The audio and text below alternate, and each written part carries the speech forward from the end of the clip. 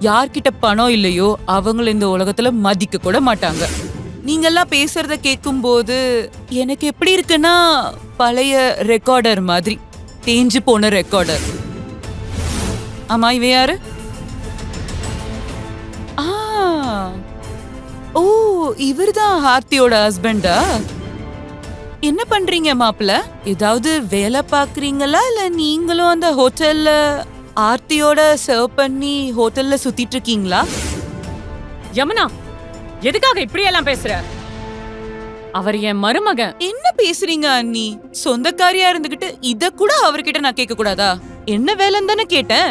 என் பொண்ண கல்யாணம் பண்ணிக்க போறவரு குமார் இண்டஸ்ட்ரியோட மேனேஜர், லட்சக்கணக்கில் சம்பாதிக்கிறாரு. இங்க என்னடானா உங்களோட மாப்பிள்ள. ஏய் ஆர்த்தி, நீ இங்க என்ன பண்ணிட்டு இருக்க?